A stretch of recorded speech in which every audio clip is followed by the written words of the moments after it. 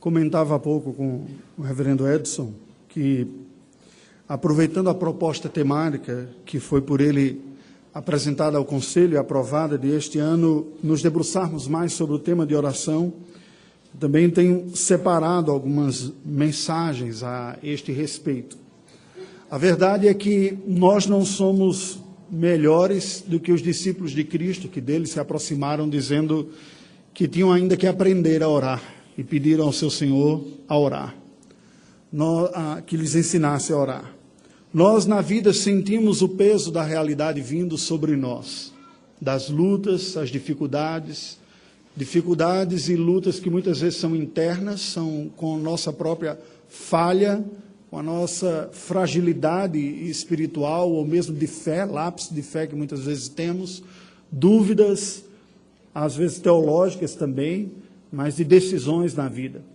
São fragilidades que nós percebemos e lutas externas a nós, com relação ao mundo que vivemos, mundo afetado pelo pecado, com pessoas assim como nós também afetadas, e que muitas vezes nos sentimos confusos, perdidos, sem uma orientação muito clara de como dirigir. Clamamos a Deus, falamos da melhor maneira que nós podemos, mas também nesta prática da oração e da devoção, às vezes nos sentimos desamparados, fracos e sem saber nos expressar como convém. É verdade que a prática da oração é um hábito comum, não apenas na religião cristã, mas em tantas outras. É verdade que os cristãos também exercitam-se nessa prática, mas nem por isso deixam de ter necessidades de desenvolvimento nessa área aqui também. Nós somos estimulados a falar com Deus em oração, a apresentar a Ele as nossas petições, confessarmos os nossos pecados, adorá-lo, intercedermos por outras pessoas, mas precisamos reconhecer também que muitas vezes nós nos sentimos fracos e desorientados nesta tarefa. E neste sentido, a Escritura Sagrada nos é um instrumento precioso da parte do Senhor para nos instruir sobre como orar como convém. Se Cristo, respondendo aos discípulos, lhes apresentou orientações, enquanto pessoalmente aqui estava na terra, desenvolvendo o seu ministério terreno, não podemos em nada diminuir a importância e o valor das suas palavras que foram inspiradas pelo Espírito e nos foram deixadas na Escritura Sagrada. Na verdade, nós devemos olhar a instrução bíblica a respeito da oração como a resposta atual do próprio Cristo a nós, dizendo: é assim que vocês devem orar. E é neste sentido que eu convido a todos os presentes a abrirmos a palavra de Deus nesta noite, na carta do apóstolo Paulo aos Efésios, capítulo 3. Nós vamos caminhar com uma outra intercessão de Paulo, agora a favor da igreja em Éfeso, aquela igreja que fora plantada pelo seu ministério missionário, e a quem ele dirige depois esta carta. Era comum o apóstolo Paulo escrever algumas de suas orações, registrar motivos de oração, e aqui ele o faz por mais de uma vez. Nós vamos nos ater nesta oração que está descrita a partir do verso de número 14 até o final do capítulo, versículo de número 21, para, acompanhando a intercessão que Paulo faz em favor dos crentes de Éfeso, refletirmos sobre o próprio conteúdo da nossa intercessão e o que é que nós podemos aprender com a oração do apóstolo para a nossa vida de oração também. Motivos, não apenas apresentar o que temos diante de nós, mas seguirmos afinando a nossa agenda de oração com a pauta dos céus, com a agenda do Espírito Santo orientada à igreja do Senhor. Leio para a nossa instrução. Por esta causa me ponho de joelhos diante do Pai, de quem toma o nome toda a família, tanto no céu como sobre a terra, para que, segundo a riqueza da sua glória, vos conceda que sejais fortalecidos com poder, mediante o seu Espírito no homem interior, e assim habite Cristo no vosso coração, pela fé, estando vós arraigados e alicerçados em amor, a fim de poderdes compreender com todos os santos qual é a largura e o comprimento e a altura e a profundidade, e conhecer o amor de Cristo que excede todo o entendimento, para que sejais tomados de toda a plenitude de Deus. Ora, aquele que é poderoso para fazer infinitamente mais do que tudo quanto pedimos ou pensamos, conforme o seu poder que opera em nós, a Ele seja a glória na Igreja e em Cristo Jesus, por todas as gerações, para todos sempre. Amém. Oremos ao Senhor. Deus bendito, é em sincera fraqueza e indignidade que me apresento diante de Ti e me coloco diante da Tua congregação como mensageiro da Tua palavra. É em sincera necessidade de vivenciar as palavras que proclamo para o Teu rebanho, mas o faço na esperança e na convicção de que, sendo o Senhor pastor da igreja, e sendo Tu mesmo aquele que desejas e conduz o Teu povo pela Tua palavra e pelo Teu Espírito, que Tu nos assistas, inclusive aquele que dirige esta oração, para que cresçamos nós em graça e no Teu conhecimento e recebamos o favor do Senhor para a nossa própria vida e alma, e naquilo que haveremos de ser instruídos, cresçamos em graça, em nome de Jesus. Amém, Senhor Deus. Meus queridos, quem que aqui está nesta noite pode dizer que está satisfeito com o seu progresso espiritual? Quem honestamente? Só me faltava na hora dessa alguém levantar a mão e dizer, estou satisfeito, né? Quem que sinceramente pode dizer que chegou a uma certa altura na sua vida espiritual que diz, cheguei no ponto, já sou semelhante a Jesus Cristo, não há nenhum pecado em mim, eu não tenho um problema moral, não tenho necessidade de compreensão, de fé, de maturidade, de amor, de misericórdia, não tenho mais nada. Quem haverá de dizer? Certamente ninguém. Todos nós estamos numa jornada, como disse o apóstolo Paulo, esquecendo para as coisas que para trás ficam, prosseguindo para aquelas que diante de nós estão, prossigo para o alvo, para alcançar o prêmio para o qual fui conquistado por Cristo Jesus. Esta é a verdade espiritual da igreja do Senhor, dos cristãos. Em um certo sentido, podemos dizer que é uma verdade até mesmo de toda a humanidade. Porque até aqueles que estão perdidos têm uma jornada possível de transformação, o que significa que são como pessoas que estão à margem de uma maratona, mas podem entrar nela a qualquer momento, e nesse sentido iniciarem um progresso e uma jornada de desenvolvimento. Nós, muitas vezes, nos chegamos diante de Deus e apresentamos orações dizendo, Senhor, eu preciso de fé, eu preciso de coragem, eu preciso de amor, e salpicamos pontos que percebemos de nossas necessidades espirituais em oração a Deus. Mas muitas vezes também nos encontramos confusos em saber precisamente o que trabalhar na nossa vida, o que fazer para vencer as lutas que nós estamos enfrentando, quais os aspectos precisos hão de ser trabalhados na nossa própria existência. É nesta hora que olhar para as orações, especialmente as orações pastorais, aquelas que são feitas em favor da igreja do Senhor, trazem uma luz especial à nossa mente, ao nosso coração como igreja. Porque pessoas como Paulo foram levantadas por Deus para serem instrumentos do pastoreio do próprio Cristo sobre a sua igreja. E nós percebemos que aqueles a quem Deus chama para o ministério, Ele como que compartilha um pouco do seu coração com estas pessoas, que sentem a dor da distância espiritual e que sentem o peso e têm diante de si claramente aspectos do que Deus quer comunicar à sua igreja. Verdadeiramente podemos afirmar que essa é uma marca do ministério chamado pelo Senhor. Deus compartilha um pouco da sua visão. E nós percebemos isso claramente, não apenas pelas exortações feitas pelos profetas e apóstolos, mas pela alma deles, descrita nos seus temores, em suas preocupações e derramadas nas orações quando são gravadas, registradas pela inspiração do Espírito Santo. Aqui há um exemplo delas. Paulo não está se dirigindo a uma igreja desconhecida ou ignorante, mas um povo que ele viu nascer pelo poder do Evangelho. Gente que ele viu sendo alcançado pela graça de Deus e que começou a dar os primeiros passos na fé cristã e se estabelecer como uma comunidade de fé naquela importante cidade da Ásia Menor, Éfeso. Agora, como nós, aquela igreja também tinha os seus desafios e também tinha as suas necessidades de crescimento espiritual. Não reconhecer isso é um orgulho adoecedor. É quando estamos mais preocupados com a imagem pública do que os outros vão pensar de nós como igreja, do que com a imagem que nós temos diante do Senhor, o que Deus pensa de nós como igreja e como nós nos vemos diante dele mesmo. Por isso que comecei perguntando se alguém aqui sentia que já estava satisfeito no seu progresso espiritual. Paulo intercede nestes versículos pelo progresso espiritual da igreja.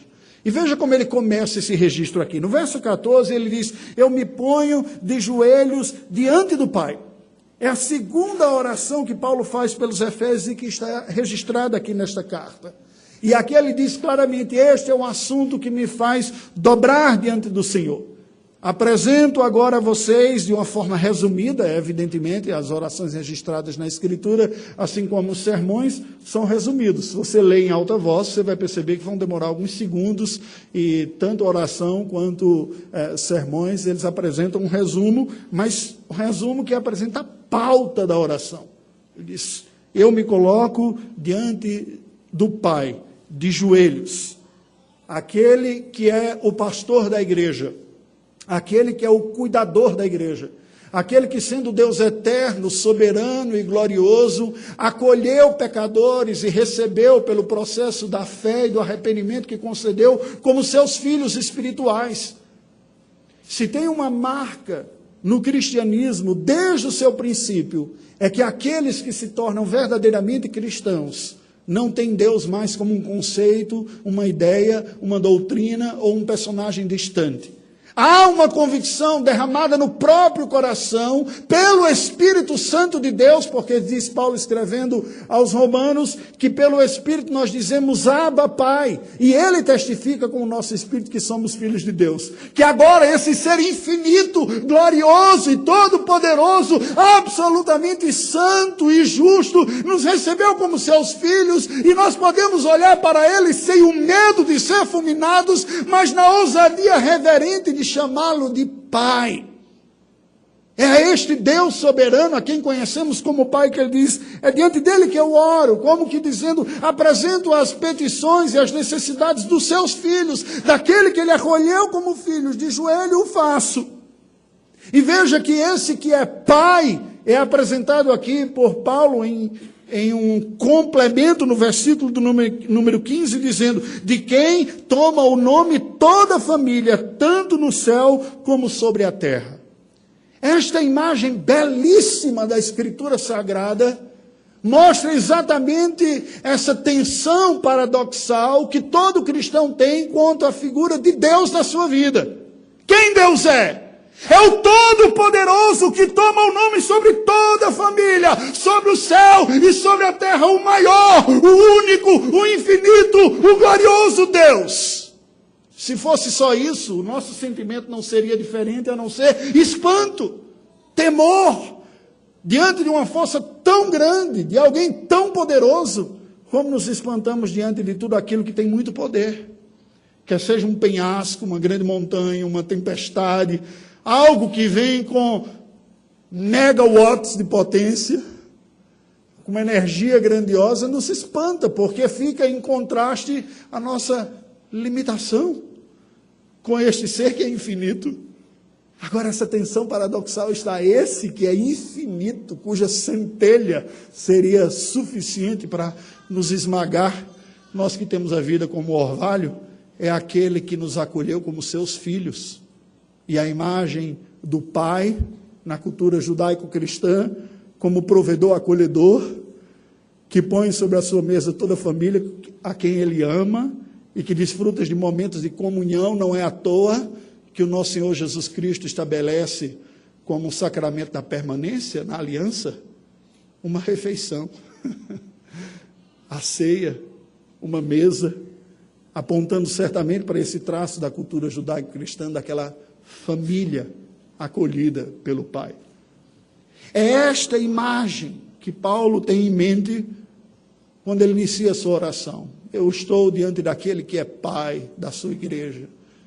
E este que é Pai é aquele que toma o nome sobre toda família no céu e na terra, exercendo o domínio soberano e universal. E agora ele entra propriamente na sua oração, a oração pelo progresso espiritual da igreja. Acompanhemos. Nos versículos 16 e o início do verso 17, ele faz a primeira petição a Deus. Ele nos apresenta a Deus como Pai, pedindo para que Cristo viesse a habitar em cada coração. Nos diz assim, verso 16, segundo a riqueza da sua glória, que ele conceda que sejais fortalecidos com poder, mediante o Espírito no homem, interior. O que Paulo está dizendo?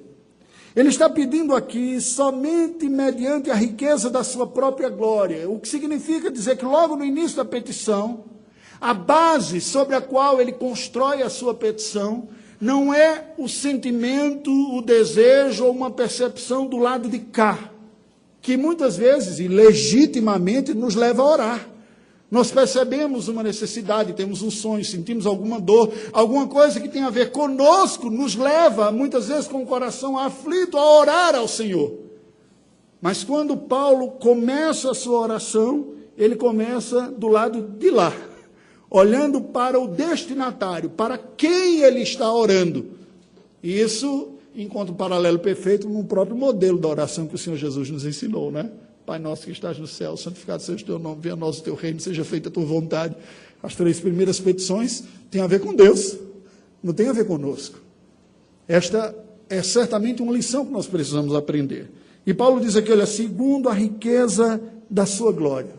Em outras palavras, é como se ele estivesse dizendo o seguinte, Deus, Pai, o que eu te peço é, acima de tudo, para a manifestação da beleza de quem tu és. A glória de Deus, esse conceito falado, esta expressão repetida quase a exaustão entre calvinistas, é muitas vezes pouco entendida pelos crentes, não é verdade? Falamos tudo é para a glória de Deus, eu devo viver para a glória de Deus, mas o que significa isso na prática? O que é viver para a glória de Deus? O que é a glória de Deus? Uma boa definição disso, eu ouvi e fiquei muito satisfeito do reverendo Gustavo, que foi pastor aqui. Ele resumiu de uma forma muito boa, quando ele disse, a glória de Deus é tão somente o conjunto de todos os seus atributos. Porque a glória de Deus na Escritura Sagrada aponta para a sua majestade, para a beleza, para a sua magnitude. Mas como nós conseguimos contemplar isso? Se Deus é infinito e Ele é Espírito, a maneira que nós conseguimos perceber como flashes de sua glória é à medida que nós vamos juntando peças como num quebra-cabeça de tudo aquilo que Deus revela sobre quem Ele mesmo é. Ele é justo, Ele é santo, Ele é bom, é misericordioso, é infinito. E à medida que nós vamos juntando todos esses atributos, vai se ressaltando um perfil delineado de características de um ser glorioso e incomparável com qualquer outro. E é isso que leva Paulo a iniciar a sua oração a Deus, é segundo a riqueza da sua glória, porque tu és quem és, porque tudo tu criaste para o teu louvor, e porque tu és poderoso e santo e justo, para que fique ressaltado na igreja e na história quem tu és. Eu te peço, conceda que sejam fortalecidos com poder os crentes da igreja. Conceda. Por que Paulo pede esta concessão como um ato da parte de Deus?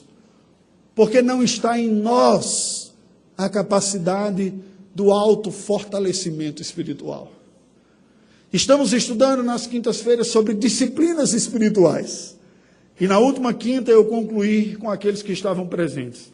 Nunca nos esqueçamos que as disciplinas são apenas atos. Elas não são fins em si mesmas e elas não produzem virtudes automaticamente. A graça do conhecimento e do crescimento espiritual é uma graça, desculpe minha redundância, é um presente, é um favor de Deus, é Ele quem concede. E por isso que Paulo começa dizendo, ó Deus, conceda que estas pessoas sejam fortalecidas com poder mediante o Espírito no homem interior. O pedido apresentado por Paulo aqui não poderia ser mais claro. O que ele está dizendo, ó Deus, tu que és rico em na máxima qualidade, ou na máxima potência da beleza, da santidade e da pureza. És aquele único que é capaz de fortalecer pecadores a quem acolhestes como teus filhos, recebendo eles um poder que não é intrínseco à capacidade religiosa deles, a capacidade de discernir o que tu queres e de tomarem decisões que mudem sua própria vida ou mudem sua própria trajetória.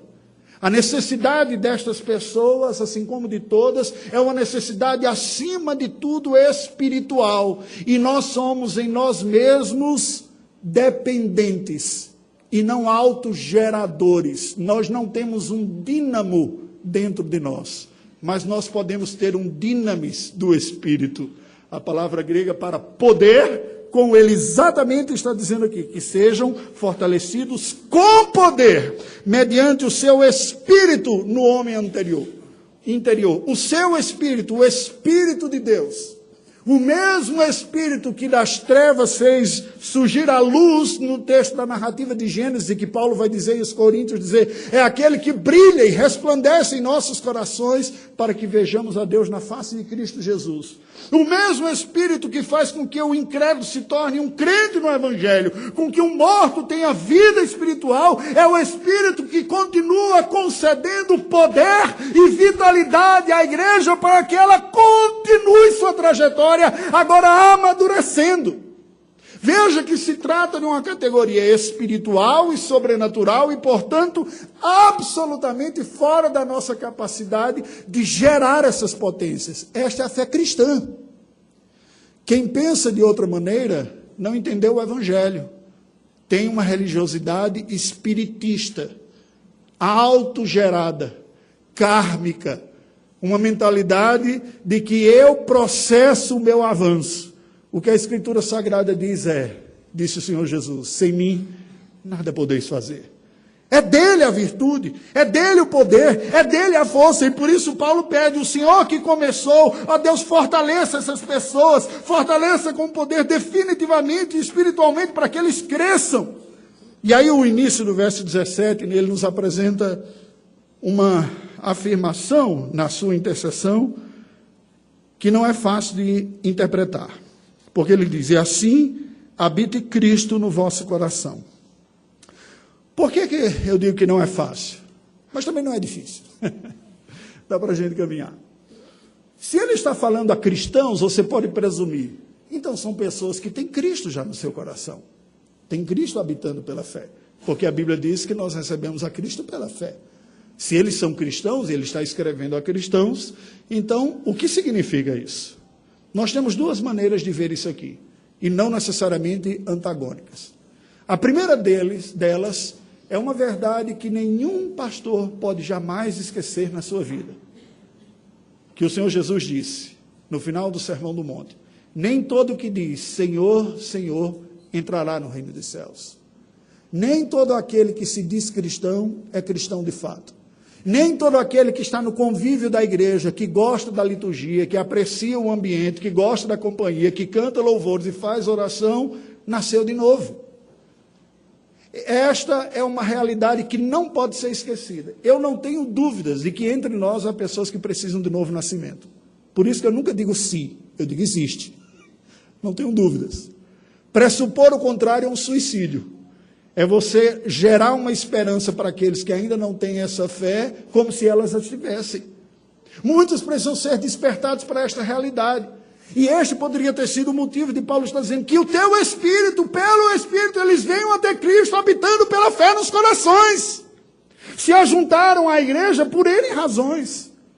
Talvez fossem parte da extensão da família de muitos que se tornaram cristãos. O pai converteu, a mãe converteu, carregou os filhos junto. Eles fazem parte da igreja, são filhos da aliança, mas ainda não nasceram de novo.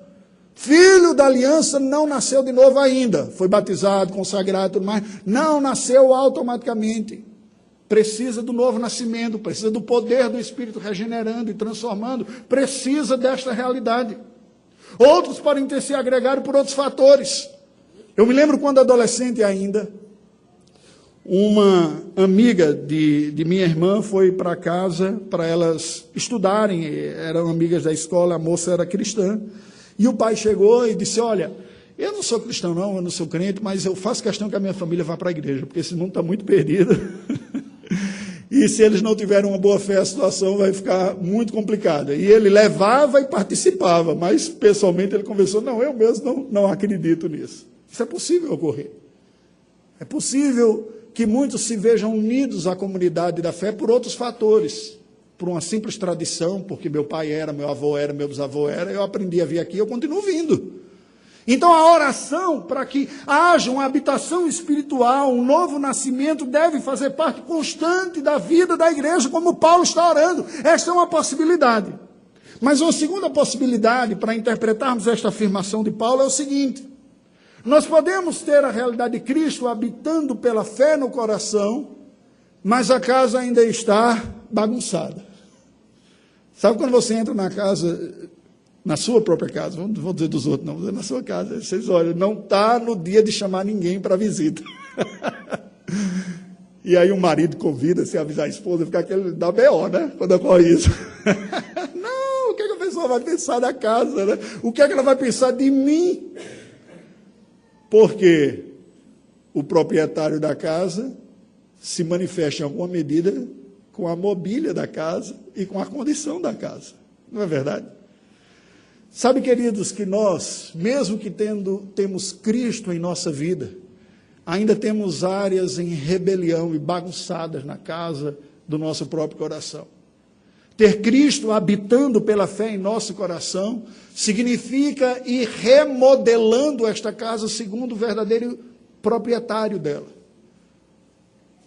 A nossa existência, o nosso coração, a nossa vida, a nossa fé foi chamada para ser palco do governo da habitação de Jesus Cristo.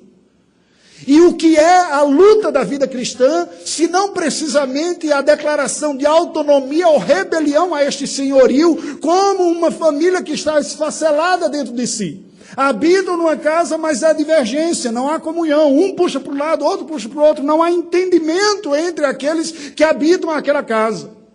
O Espírito Santo do Senhor que habita em nós, Cristo que habita em nós, nem sempre desfruta do ambiente da nossa própria vida e existência, uma coerência de quem é filho dele, de quem é irmão pela fé adotivo nesse sentido, e de quem faz parte dessa fé. Portanto, convém sim interceder para que esta habitação, esta plenificação, esta harmonia, esta ambientação do nosso coração reflita a fé e a presença de Cristo. Agora vem nessa sequência. Por quê? Porque ter Cristo em nós, formado, termos nós mesmos sendo conformados a Ele, é tão somente fruto da ação do Espírito Santo, nos diz aqui, no homem interior. E não é uma expressão de gênero aqui. O homem interior é no espírito. É uma transformação espiritual. Nenhuma disciplina espiritual, nenhuma liturgia, nenhuma atividade religiosa consegue produzir a mudança de dentro. É daí que vem o adágio popular que diz que o hábito não faz o monge. O monge tem o hábito, mas não é o hábito que faz o monge.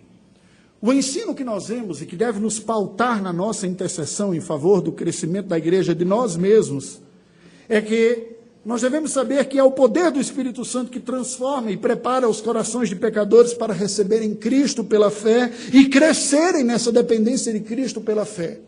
E por isso nós devemos orar constantemente. Esta promessa gloriosa está descrita desde os dias do Antigo Testamento.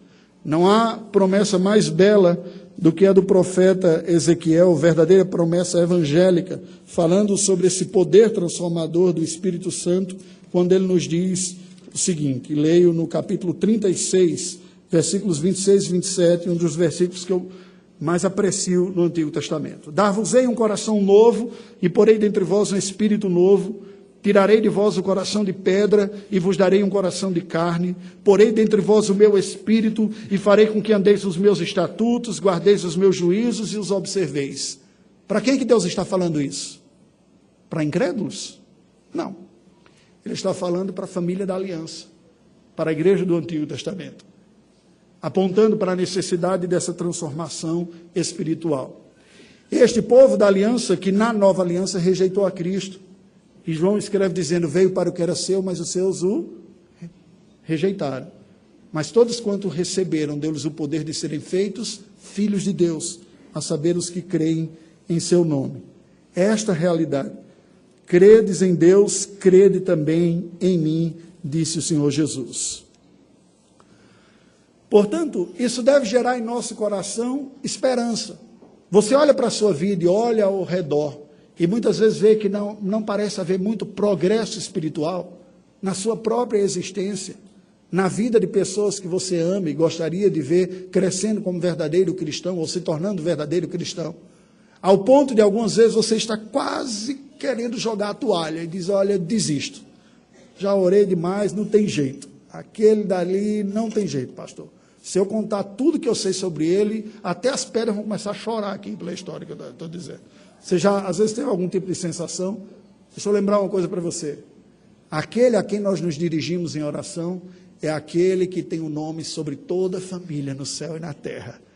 É aquele que tem todo o poder. É aquele que é capaz de trocar coração de pedra em coração de carne. É a Ele que nós devemos clamar, Senhor, concede o poder transformador do Teu Espírito para o crescimento espiritual da Tua igreja, para a transformação de quem precisa, para a salvação de quem está perdido e para o progresso daquele que necessita. Presta atenção, não caiamos na tentação e na falácia de antagonizar com desvios neste sentido. É verdade que há muitas distorções com relação ao ensino do Espírito Santo. Pessoas que vão dizer que se você não tem isso, não tem aquilo outro, não tem o Espírito Santo. Mas nós não podemos errar caindo para o ponto oposto, dizendo, olha, tudo que a gente tem já está aqui. Eu gosto de uma definição muito boa, apresentada por John Stott, quando ele fala sobre a plenitude do Espírito, e ele compara com a vida biológica. Ele diz, quando nós nascemos de novo, nós somos como um bebezinho. Quanto de ar enche o pulmão de um bebê? Pouquinho, não é verdade? Tanto se tiver algum, se recomenda até soprar um pouquinho, se você tiver que fazer algum tipo de respiração ou coisa desse tipo, até para não danificar, né, o pulmão das crianças. Mas à medida que nós crescemos, nós vamos crescendo, o nosso pulmão vai aumentando também, e a capacidade de ar vai aumentando. E John Stott, um dos maiores teólogos que o século passado teve, anglicano, falou o seguinte, o problema que muitos conservadores têm é que perdem de vista que assim como nós crescemos biologicamente, nós também devemos crescer espiritualmente. E que a medida do Espírito que era suficiente para nos encher no novo nascimento, não é mais a mesma medida para nos encher à medida que nós crescemos. Nós precisamos de mais. Mais. Por isso que Paulo diz, enchei-vos do Espírito. Devemos orar pela vitalidade da vida da igreja. Senhor, conceda-nos a graça da plenitude do Espírito, para que haja progresso espiritual. É inadmissível pensar que está normal alguém que se diz cristão e não amadurece, e não cresce espiritualmente, e não melhora, e não parece mais com Cristo, e não se fortalece nas suas convicções e na sua prática. Precisamos orar por isso. Segunda petição, versículo 17, a segunda parte, e versículo 18. Paulo agora vai pedir pela compreensão da dimensão espiritual. Ele diz, e estando vós arraigados e alicerçados em amor, a fim de compreenderdes com todos os santos qual é a largura, e o comprimento, e a altura, e a profundidade. Veja que depois de pedir por esse despertamento espiritual, por Cristo habitando nos corações, a segunda petição que Paulo faz é para que haja uma compreensão da dimensão da realidade espiritual. Ele fala, para poderdes compreender com todos os santos. Ele passa a pedir, portanto, para que a igreja tenha um nível de discernimento, de compreensão da realidade espiritual. E a base para a qual ele constrói essa petição é o amor fraternal, com todos os santos.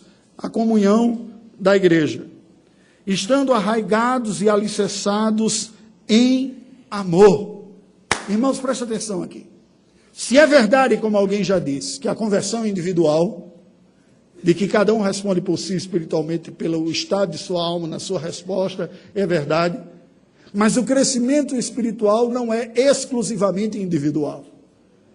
Há uma realidade que nós não podemos negar, que é compartilhada por Deus com o corpo da igreja, o corpo de Cristo, a igreja. Há uma série de orientações bíblicas que dizem respeito à mutualidade uns aos outros, servir uns aos outros, orai uns pelos outros, confessai os vossos pecados uns aos outros. É neste convívio com outros que nós vamos sendo aprimorados também, e esta é uma petição que nós devemos fazer pela vida da igreja.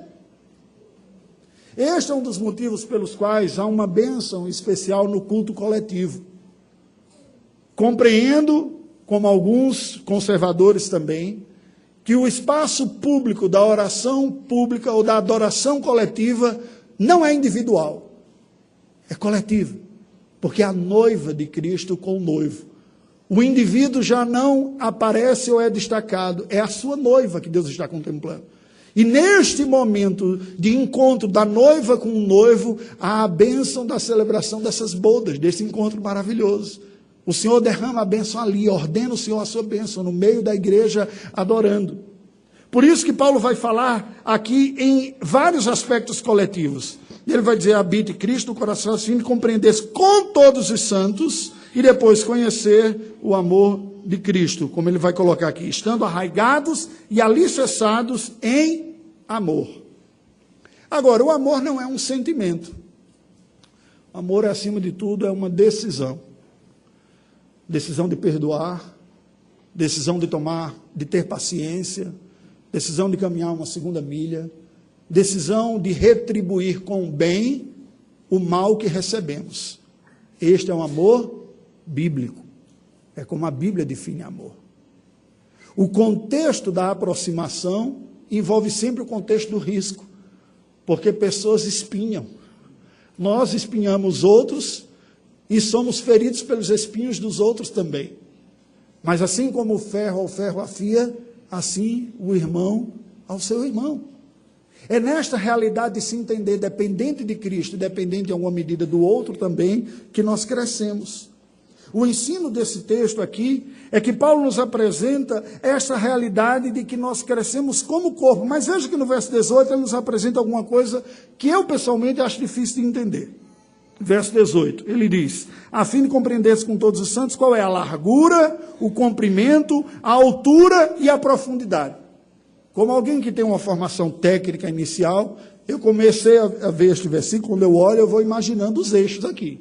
Eixo X, eixo Y, eixo Z. Largura, altura, comprimento. Eu fiz, pronto, uma peça tridimensional. Aí ele põe uma quarta dimensão no meio.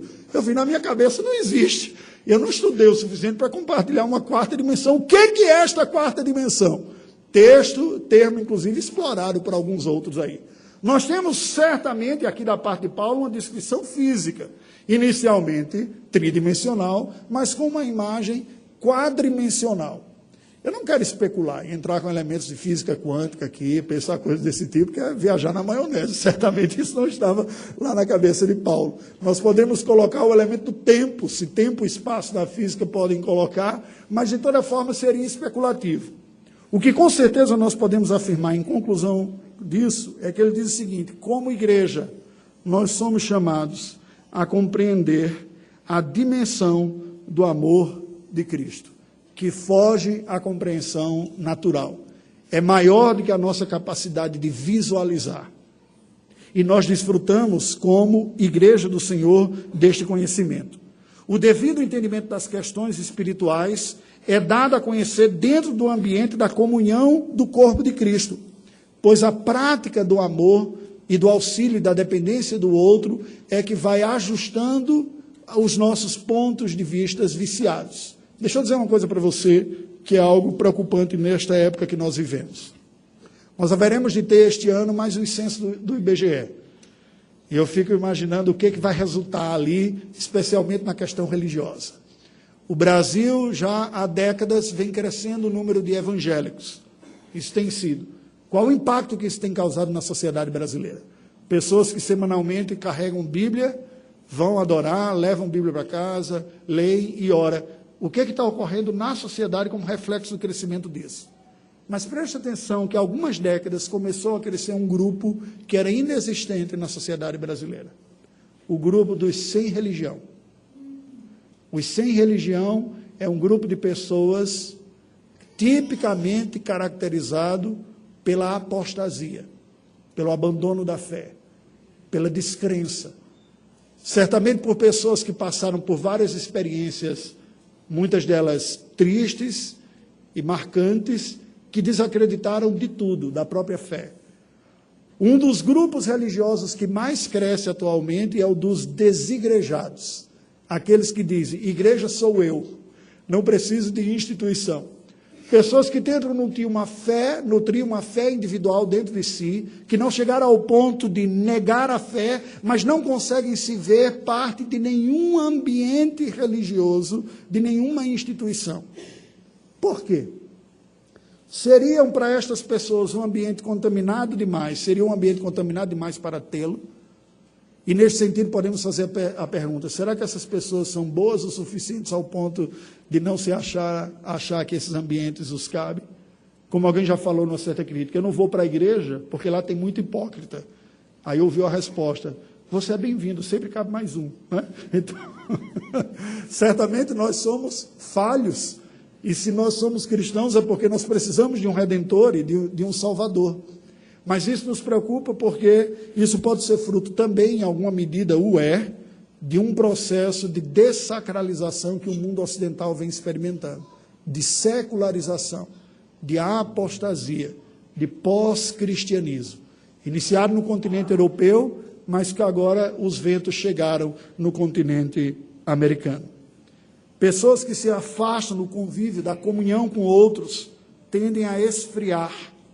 E muitas delas carregam dentro de si um azedume no coração, um sentimento amargo de algumas experiências dolorosas, a dificuldade de processar essas decepções diante de Deus, por idealizações que certamente não foram realistas e por experiências como um todo. Sabe, queridos, nós não podemos ser ufanistas na maneira de enxergar a vida, nem enxergar a igreja. Somos falhos, todos nós, mas ainda assim precisamos de Deus e precisamos de outros em nossa vida. Nós não cresceremos na compreensão espiritual se não formos auxiliados por pessoas e se nós mesmos não formos instrumentos de auxílio na vida de outros também. Eu dizia na quinta-feira no estudo bíblico que para mim, eu não tenho dúvida, de que uma das maiores necessidades desta congregação aqui, esta igreja, é o ministério lateral, o ministério da mutualidade, do uns aos outros. Muitos se contentam com o serviço público de adoração, como se a vida cristã consistisse tão somente na experiência transcendental que marca o culto dominical, um culto soberano, teocêntrico, como nós ouvimos pela manhã o reverendo Edson tratando tão bem, pensado em Deus e focado nele. Mas nós precisamos de uma realidade também horizontal, e é por isso que Paulo vai dizer aqui que é com todos os santos, é com outras pessoas, é neste amor que nós cresceremos. O terceiro pedido que Paulo faz aqui, nos apresenta, está no versículo de número 19, que é um pedido para que sejamos cheios da presença divina. Ele nos diz, e conhecer o amor de Cristo, que excede todo o entendimento, para que sejais tomados de toda a plenitude de Deus. Conhecer o amor de Cristo. Não é curioso isso? Você pode dizer, pastor, mas eu já conheço o amor de Cristo. Foi por causa do amor de Deus revelado em Cristo para mim que eu me tornei cristão. Eu já o conheço, mas se ele está pedindo, e como um terceiro pedido, certamente ele está falando sobre uma coisa que é maior e que nós temos sempre o que amadurecer. Por isso ele vem afirmar, o amor de Cristo excede todo o entendimento. Contemplar o que Deus fez por nós e em nós, através de Jesus Cristo, o que Ele realizou através do Filho de Deus, é uma fonte inesgotável de reflexão. Nunca conseguiríamos entender plenamente o amor de Deus expresso para nós em Cristo Jesus. E isso está no coração da nossa fé e da nossa devoção.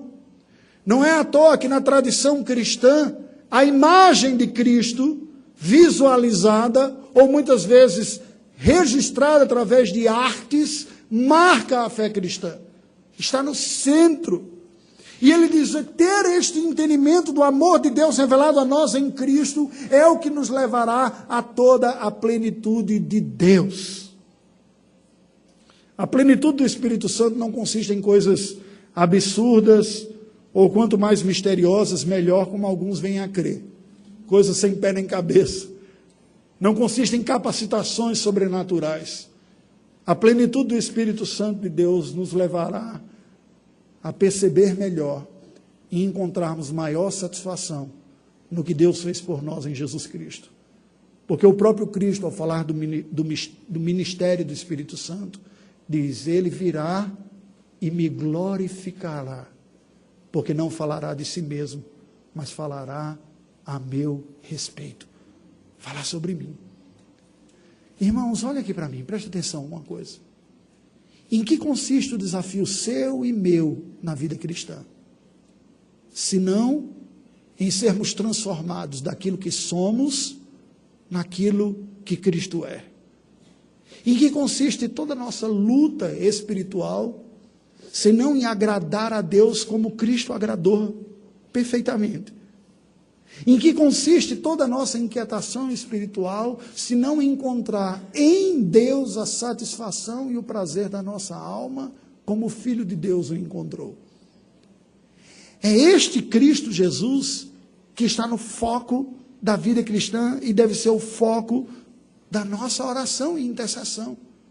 A plenitude de Deus na nossa vida virá pelo esvaziamento do eu. Eu, enquanto ego que se levanta em resistência à governança, e aquele súdito que se rende para que Cristo governe. Paulo ora para que a igreja de Éfeso cresça no entendimento e na contemplação do amor de Cristo, pois assim é que eles seriam cheios da plenitude de Deus. O ensino é que, à medida que nós amadurecemos no infinito amor de Cristo, expresso na sua vida e na sua obra, nós vamos sendo cheios da presença do próprio Deus.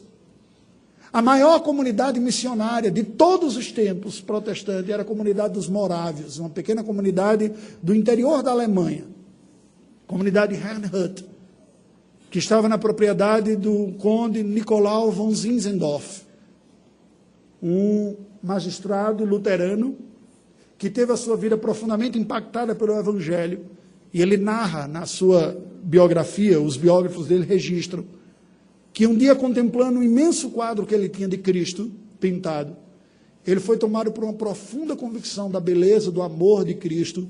Ele disse, a minha vida eu devoto completamente a ti, e o meu desejo é que tu sejas conhecido como eu te conheço. E aquela pequena comunidade do interior da Alemanha mandou mais missionários pelo mundo afora do que todo o protestantismo havia enviado em 200 anos. Uma pequena comunidade. Tudo fruto da contemplação de Cristo. Qual é o motivo de sua preocupação? Onde Cristo está na sua vida? O que ele significa para você? Qual o prazer que você encontra nele? Qual o prazer que ele lhe dá? Qual as áreas da sua vida que estão distantes de quem Cristo é? Que áreas você tem sido acomodado? Paulo, então, conclui esta oração dizendo, versículos 20 e 21, aquele que é poderoso para fazer infinitamente mais de tudo quanto pedimos ou pensamos, conforme o seu poder que opera em nós, a ele seja a glória na igreja e em Cristo Jesus por todas as gerações e para todo sempre. Amém. Sabe o que isso nos indica, para concluir? Que Paulo começou essa oração olhando para Deus. Apresenta a necessidade de uma igreja que precisava amadurecer, falando de suas necessidades espirituais para o progresso espiritual. E conclui, voltando os olhos novamente para Deus. Anima-me a orar, é como se ele estivesse dizendo, porque aquele com quem eu falo em oração é poderoso e misericordioso para fazer, não um bocado, não bastante, não muito, mas infinitamente mais do que quanto não só pedimos, mas até mesmo pensamos. Orar apresentando a Deus a pauta que Ele nos apresenta é correr um sério risco de ser profundamente abençoado. Muito mais do que você possa imaginar. Quando apresentamos a Deus a pauta de oração que Ele nos dá, nós só corremos o risco de sermos profundamente impactados pela própria presença de Deus em nossa vida, que certamente trará algumas implicações dolorosas, mas como cirurgias, produzirão resultados gloriosos, porque Deus é poderoso para fazer muito mais do que a gente sequer pensou ou pediu. E a história da igreja registra que todo despertamento espiritual que houve começou com sinceras orações de quebrantamento e de busca de Deus e de dependência do Senhor. E aí, quando Deus age em nosso meio, a gente não precisa fazer propaganda. Eu me lembro do Lloyd Jones que ele falava isso claramente. Ele disse: quando Deus age no meio da igreja, ninguém precisa lembrar para o outro que Deus está agindo. Todo mundo percebe que algo de Deus está ocorrendo em nosso meio, algo de Deus está ocorrendo em nossa vida. Quando somos visitados pelo seu Espírito, quando nossas convicções são mexidas, são fortalecidas, quando nós enxergamos nossa própria miséria e nós encontramos satisfação naquilo que Deus nos ofereceu em Cristo Jesus. E por isso, e somente assim, entregaremos a Ele toda a glória. Como Ele diz, a Ele toda a glória. Na igreja, por aquilo que Ele está fazendo na igreja, que é o seu corpo na terra. Ele está trabalhando em nós. E em Cristo Jesus, aquele a quem Ele está nos conformando por todas as gerações. Vocês nunca ansiaram, eu termino com uma pergunta, por experimentar graça da visitação, da transformação, do poder da consciência, da presença de Deus e frutos na vida, como vocês leem na Escritura Sagrada? Nunca? Você que vem aqui domingo após domingo, quando lê o que Deus fez com as pessoas, espiritualmente, as transformações, as graças, nunca imaginaram que isso poderia ser possível para vocês também? Você nunca desejou isso para a sua vida? Se alguém leu sobre a história da igreja, o que Deus fez com o seu povo, não só no período bíblico, mas depois, você nunca teve um mínimo de um desejo de experimentar um pouco disso na sua vida também? Preste atenção, isso é importante. Deus estava trabalhando na igreja de Éfeso e Paulo sabia disso. Ele foi testemunho ocular, ele viu aquela igreja nascer, ele viu o que Deus estava fazendo no meio daquela igreja. Mas ele sabia que o que Deus tinha para a vida deles era muito maior. Por isso que ele orava por mais. Isso não é ingratidão, isso não é queixa. Isso é desejar o que Deus estabeleceu para nós. Com que você se conforma? O que você deseja para a sua vida? Deus tem mais em Cristo Jesus. Curve a sua cabeça. Vamos orar ao Senhor.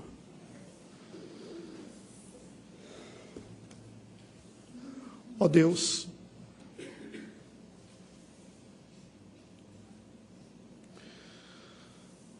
é em fraqueza que eu me ponho a interceder em favor de mim e da tua igreja. Sinceramente, eu gostaria de, neste momento, poder fazer uma oração como fruto de profunda convicção.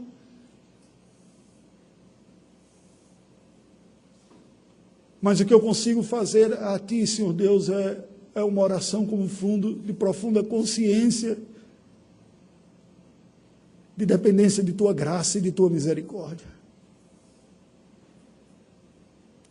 Ó Deus, ajuda-nos a ter os nossos olhos menos aqui. Ajuda-nos a, sinceramente, quando oramos ao Senhor e vimos a Tua casa para Te adorar, a que os nossos olhos estejam postos em Ti, em quem Tu és, na Tua glória e na Tua majestade. Nós não conseguimos fazer isso por nós mesmos. A melhor instrução que nós recebemos só nos fará acumular informação intelectual, mas nenhuma visão espiritual será possível se Teu Espírito não nos der. Por isso, Senhor, nós Te pedimos, venha ao nosso encontro. Não permitas que nós leiamos textos bíblicos, cantemos louvores, façamos oração e estejamos contentes com uma vida que não progride. Ó Deus, tem misericórdia daqueles que participam, que se acostumaram com a vida religiosa e que nem mesmo sabem qual é o real estado de sua alma. Não sabem onde passarão a eternidade, nem se preocupam com isso. Este mundo que foi influenciado pelo teu evangelho, culturas que foram construídas na base das verdades cristãs, estão desmoronando, sucumbindo diante de uma interpretação materialista da vida, como se nós fôssemos tão somente uma massa de carbono com sinapses neurológicas e conexões celulares. Ó Deus, nós temos a centelha da vida e da Tua imagem dentro de nós. E pelo poder do Teu Espírito nós te pedimos, sopra nesta centelha. Sopra. Para que haja vida. Para que vales de ossos secos e mortos se tornem verdadeiros exércitos cheios da vitalidade pelo fruto do poder da Tua presença.